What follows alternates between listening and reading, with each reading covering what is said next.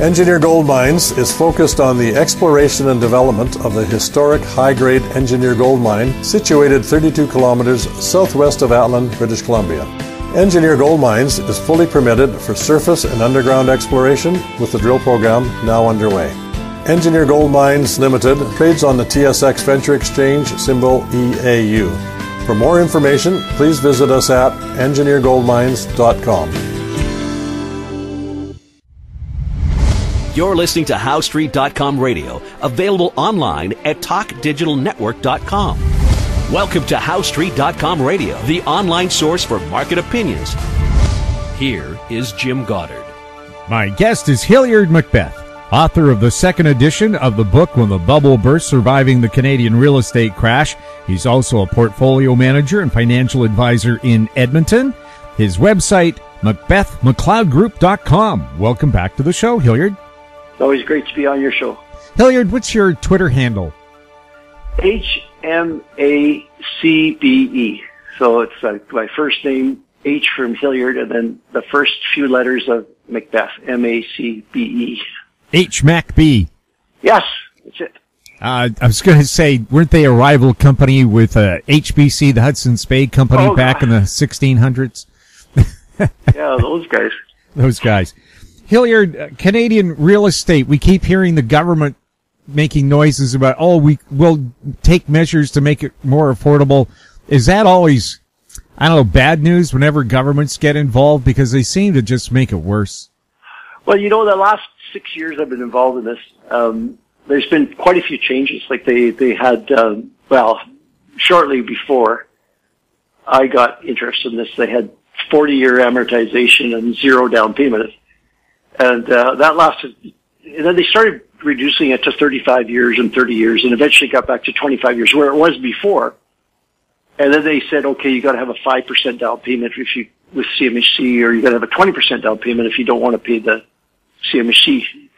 So it didn't make any difference. And then around 2017, there was a big surge in house prices in Toronto. And by the way, if it's a problem in Toronto, does the government consider making changes? That's the other rule. Sure, because the Vancouver market had been insane for about 2 years before that. Exactly. The Vancouver market was crazy in 2015 and 16, but when Toronto, that's when they started talking about making it. So then they had this stress test that everybody's heard about, I think, and they brought in a stress test where you had to meet a higher qualification, and all the lenders were supposed to be doing the stress test, and they tweaked a bunch of other things that I won't go into all the details. It really made no difference, right? It made almost no difference. So I mean, they could end it tomorrow. All they would have to do is just say, you know what, you have to order the banks and the other lenders to say, you know what, take the household income multiplied by 3 or 4 or even 5, whatever 3 is the good number. That's the way it used to be. But that's so much lower than what it is today. Probably let's be a little bit generous and say you can lend up to 5 times household income, but you need verification of the income over the last, say, 5 years from both members of the family, and that's the max you can lend. And so that would end it. Like that would be like, $350,000, $400,000 in Alberta. It might be $500,000 you could borrow. Well, house prices would have to come down to that level, but they won't do that because there's a whole bunch of people that have access to the government that are saying, you don't want to do that. You could really wreck a lot of the industries, and there's a shortage of housing out there. What we really need to do is build more, and there's all these arguments. So I don't, what they do is they tweak it around the edges, but they don't do anything that would really actually have a major impact. So I think with the fire burning as hot as it is now, often what happens is that's what causes the fire to eventually go out. Is it burns too hot, burns up all the fuel, and then it goes out by itself. It won't be the government that does it. No government wants to be the one that bursts the bubble. Yeah, well, like I said, they scoot around the edges. It's like the foreign buyer tax. Foreign buyers weren't the problem. They're not the problem now, but the government says, see, we put in a foreign buyer tax, and all of a sudden this thing stopped. But they can't blame foreigners for coming into Canada right now and buying homes because people aren't allowed in.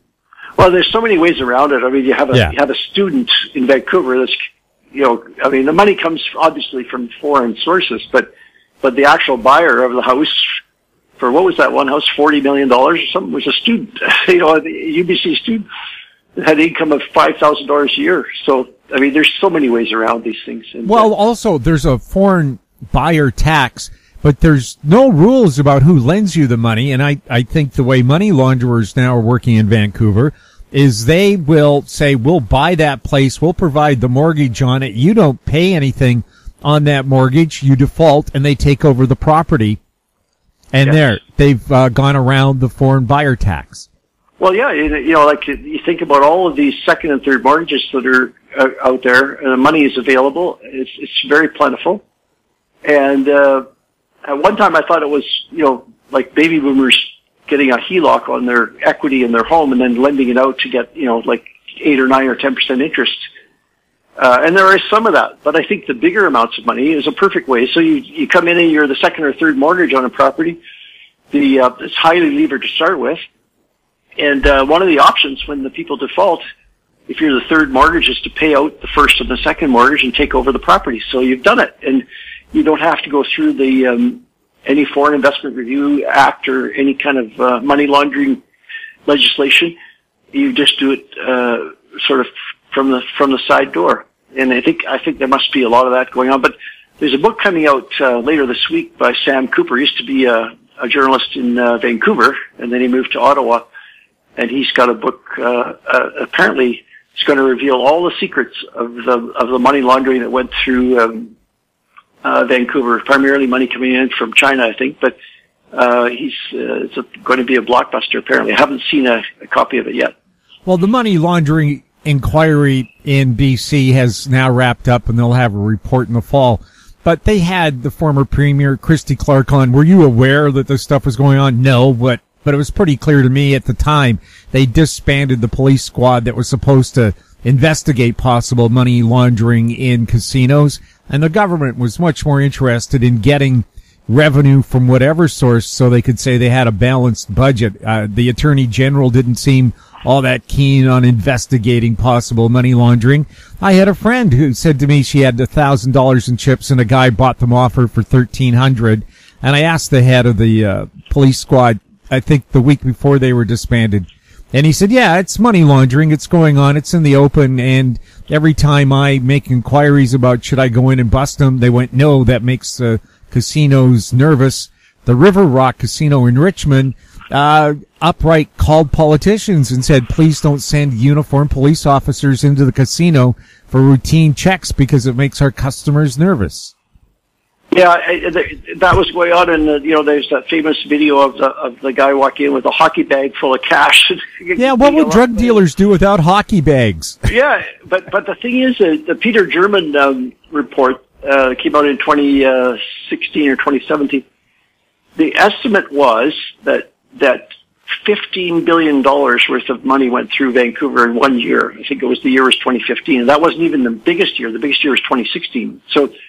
And there's no way that you could fill hockey bags full of $15 billion. There has to be another conduit through the money transfer. So that's hopefully what they'll start looking at. And the other thing that report indicated actually was kind of interesting was Alberta was potentially a big money laundering area as well. All of Canada is. Every casino in Canada is a money laundering thing.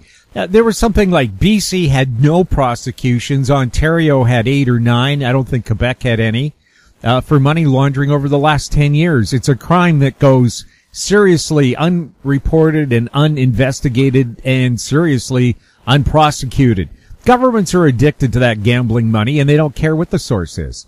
Yeah, and the other thing is that the law requires people, like in my case, an investment dealer or a real estate agent or all kinds of different people, actually bankers, they're all required to report suspicious transactions to this entity called FinTrack. And FinTrack then decides whether to give it to the RCMP or not. Well, the RCMP had no budget for this stuff. They had like a tiny number of people looking at it. And then if they did try and prosecute somebody for it, they had a terrible success rate. So I think there were hundreds, if not thousands, of suspicious transactions piling up at FinTrack, although we've never been told. Yes, well, I remember the Conservative government running ads on TV saying Canada now has the stiffest environmental laws in the world. The thing is, they had laid off all the officers who would have enforced those laws. Exactly. Yeah. No, you have to, and they're hard. I mean, even if they had the staff, it's a tough prosecution. Anything to do with white collar crime is really difficult to get a conviction on, because all the defense does is just completely confuse the jury, and the jury kind of throws up their hands and says, "Oh, I don't understand this," and then they get off. You know, it's the U.S. is much better at prosecuting white collar crime than Canada is for some reason. I don't know why, but this seems to be the way it is. We'll have more with Hilliard Macbeth right after this. Media recognition from Bloomberg, Reuters, recycling trade publications, patented process for 100% recovery of critical metals, including cobalt, lithium, nickel, manganese, aluminum. American Manganese is focused on recycling lithium-ion batteries for electric vehicles. American Manganese trades on the TSX Venture, AMY, the US, AMYZF, and Frankfurt 2AM. For more information, visit AmericanManganeseInc.com or phone me, Larry Ray, at 778-574-4444. Don't miss out. Stay informed. Receive the HowStreet.com weekly recap with thought-provoking podcasts, radio, and articles delivered to your inbox. Sign up for the HowStreet.com weekly recap on our homepage at HowStreet.com. Welcome back. We're speaking with Hilliard Macbeth. Hilliard, Alberta has had its credit rating downgraded. What's the story there? Well, this is like the third or fourth time. So Alberta started out with a AAA credit rating a few years ago, and then they ran into trouble with the oil and gas industry and a lack of revenue and high. Alberta has the highest per capita spending in healthcare and probably every other service as well, education, etc. And so the S&P rating agency, they rate the bond issuers. So all the bond issuers in Canada, the federal government and all the provinces get rated. And they decide to lower it to A, single A. So it starts at AAA, and then there's AA plus and AA minus. So anyway, single A is the sixth rating, and there's 10 ratings in the investment grade. So after single A, you go quickly down 3 more ratings, and then you get to junk being BB plus. So, but it's ridiculous. I mean, the idea that the government of Canada would be a AAA rating and the province of Alberta would be a single A rating is there's something wrong there. And the reason I say that is that Alberta has incomes that are much higher than the average. So the average household income in Edmonton, Calgary is it might be a little bit lower now, was about $100,000 per household, and the average in Canada is around $70,000. The GDP in Alberta is about 17-18% of Canada's GDP. It was 20% at one time, but Alberta's only got 11% of the population. So similarly, the GDP is about 50% higher than the rest of Canada, and the incomes are roughly 50% higher than the rest of Canada.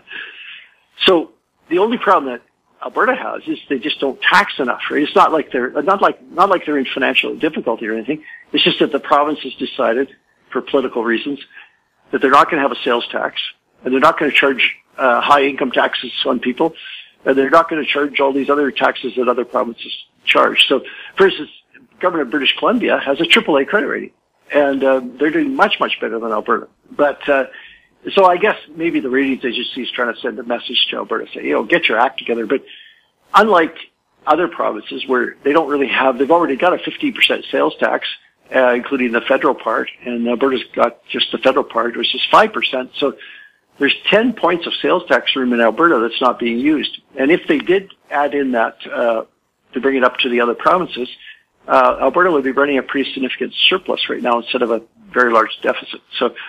So it's kind of ridiculous. And I think the other thing that's ridiculous is that Canada has a AAA. There's only a couple of countries left in the G8 that are AAA, Canada and Germany.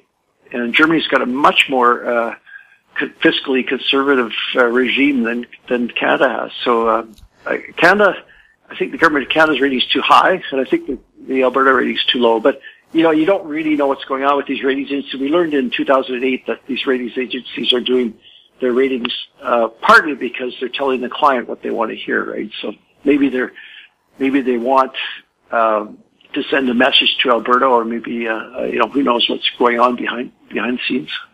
Well, the Canadian dollar is at its highest level in 6 years, around 83 cents American.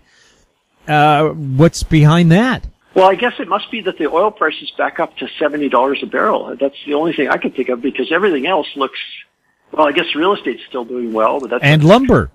And lumber, but that's a pretty small component. The big items are auto sales and auto parts sales in terms of exports, which are the biggest factor for the dollar, and the oil. And the oil is going out at the rate of 3.5 million barrels a day, and it's getting a very good price.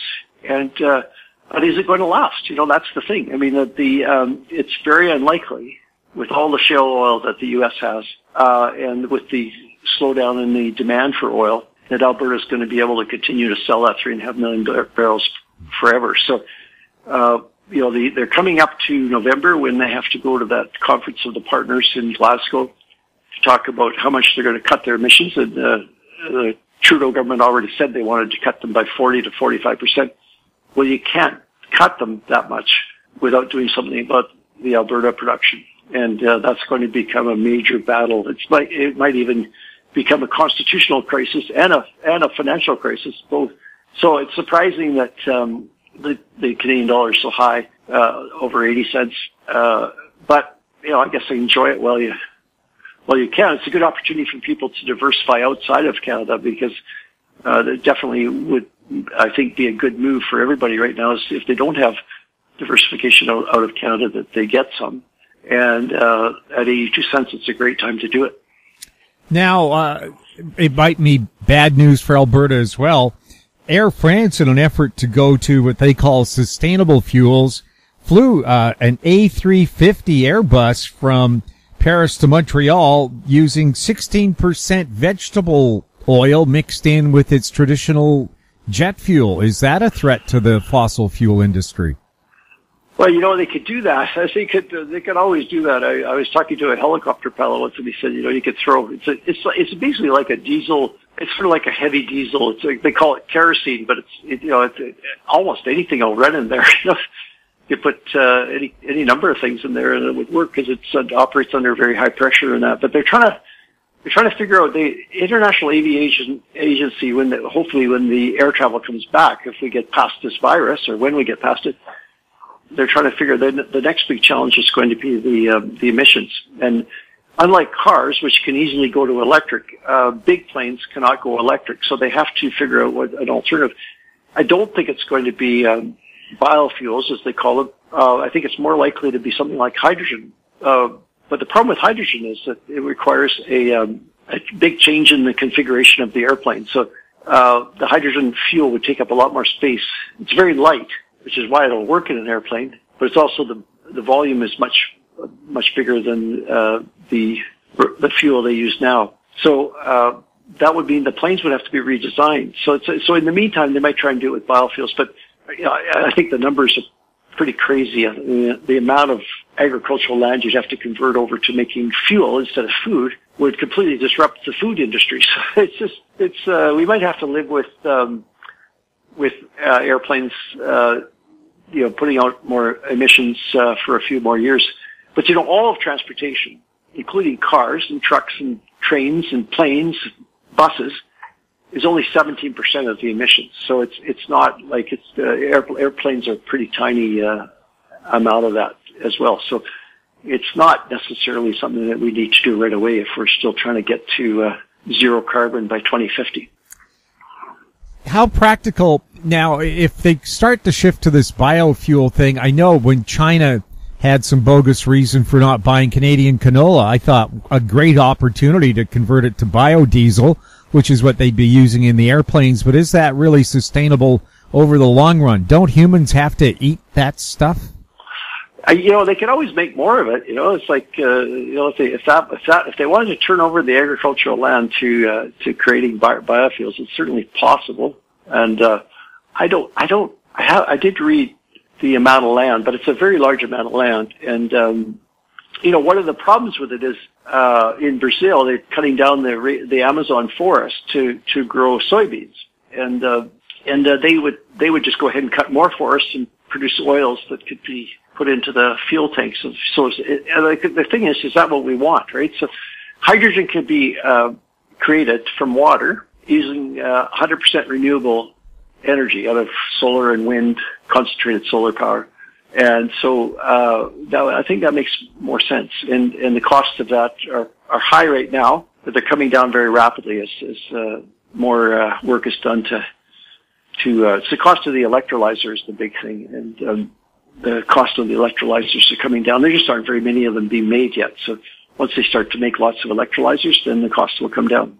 Hilliard, on the electric vehicle front, I know you've had a Tesla for quite some time. Canadians don't really seem to be taking up electric vehicles at the pace they are in England or in Europe. Do you think Canadians will come around on that? Should they? And will there be facilities to support them? Well, I think the cost is the factor. You know, there's a lot of Teslas in Vancouver. I know that, but there's a government incentive in BC, and I think now there's a federal incentive for cars. But the incentive is only if your car costs a maximum of a certain amount, somewhere around $40,000, I think. And unfortunately, the Teslas are all more expensive than that in Canada. So far, the people that have been buying the electric cars are people that can afford to buy them without subsidies. In countries like Norway, where there's a big subsidy, it's up to 50 or 60% or even 70% of all new car sales. And in Europe, it's going up very rapidly as well. Tesla's one of the biggest sellers in Europe, but not necessarily because people want to buy a Tesla so much as that the alternatives like Volkswagen, they just haven't gotten their act together yet. Volkswagen has several offerings coming out. They got a couple of them out right now. They're pretty good. And they've also got Porsche, their premium brand, has got a Taycan, which is the one that Bill Gates bought. And I don't think, in my opinion, it doesn't match the Tesla Model S, the one I have, but some people would like the Porsche brand. And Mercedes is coming out with a luxury all-electric vehicle very soon. In fact, it might be available this year. But I think it's more a question of availability. I think that's the big thing. And one of the things, there's a group in Canada that's promoting an all-Canadian electric car that could be made in Canada, because electric cars are much easier to make, and so they're going to call it the Arrow, and I think people would buy it. And so I forget where they are based, but I think they're probably based in Ontario. But they've got this project. If you look it up, the Arrow, I guess named after the fighter jet. Yes, the Avro Arrow fighter jet. Yeah, I was thinking exactly the same thing. I would love to have an Arrow. I mean, the original, the fighter jet. Yeah.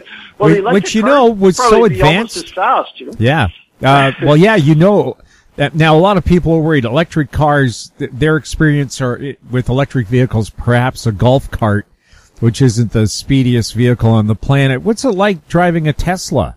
Well, the thing about the electric car experience is there's a number of things, but the one is the acceleration. So I had to get the what they call the ludicrous mode.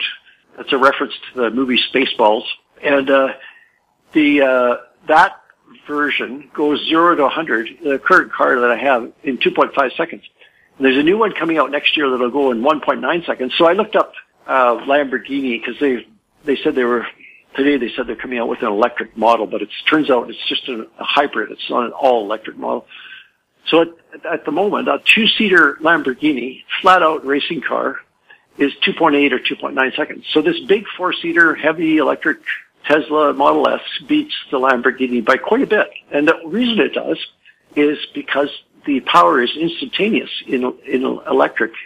The battery puts out its maximum power as soon as you ask it for power, whereas the internal combustion engine, there's a lag. So by the time the Lamborghini gets organized, the Tesla's already 3 or 4 car lengths ahead, and in 2.5 seconds it can't catch up.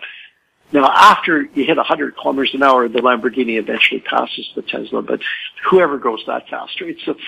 So that's one thing.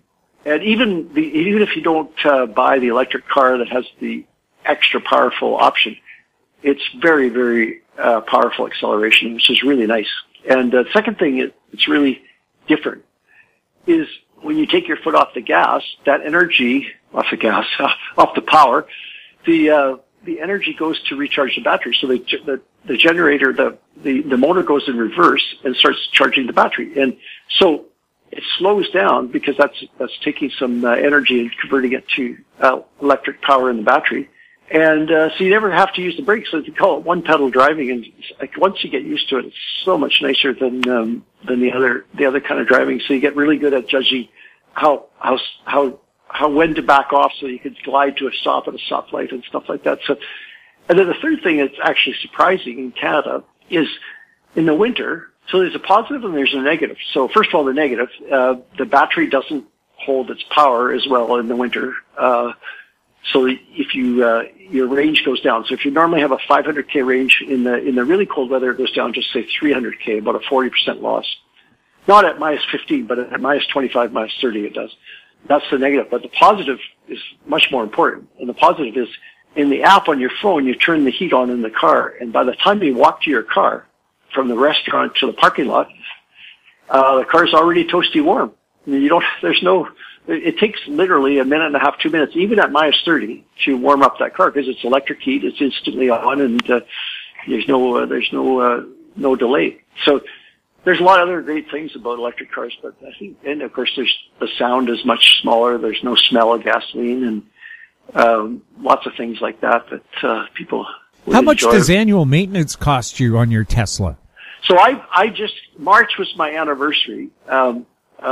5 years ago, 2016, and I have basically had one item. I had a fan that started to make a noise. It started ticking, and Tesla has a rover that comes around. They come to your house. He came to your house and said, "Oh yeah, you got a fan?" And he says, "I'll see if I can repair it." Takes it apart, can't repair it. Comes back a day later and with a new part, puts the new fan in, and that was all in warranty. That's the only thing I've had. So I just today went and got my tires switched over from winter to summer, and that's my biggest item is switching the tires over and filling the windshield washer fluid in the reservoir. I can do that myself, and other than that, there's nothing. Now I'm thinking like after this many years there should be something, but maybe I have to go get the battery checked. The battery. There's one thing about the battery is that. As people probably know, the lithium-ion batteries, they can't get too hot, and you don't want them to get too cold. So there's a very sensitive, sophisticated temperature regulation system, and so it's a good idea to get that checked. Apparently, after 4 or 5 years, so that'll be my first maintenance item. No oil changes, no spark plugs, no fuel injections, nothing, no timing belts, nothing like that. No transmission. There's no transmission. So it's so much simpler than a regular car. And that's partly why the oil and gas industry is obviously terrified of. About 50% of the oil and gas industry goes into fuels for cars and trucks. And, but the other people that are terrified are the automobile dealers because they make, 85% of their income on maintenance items. So there's a lot of changes that electric cars will wreak havoc on a number of different industries. Hilliard, thank you so much for chatting with us. Thank you. My guest has been Hilliard Macbeth, author of the second edition of the book, When the Bubble Burst, Surviving the Canadian Real Estate Crash. His website, macbethmcleodgroup.com. If you have any questions for Hilliard or any of our other guests, you can send them to info@housestreet.com, our YouTube channel, Talk Digital Network.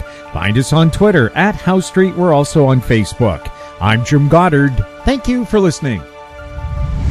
Comments made on HowStreet.com radio are an expression of opinion only and should not be construed in any matter whatsoever as recommendations to buy or sell any financial instrument at any time.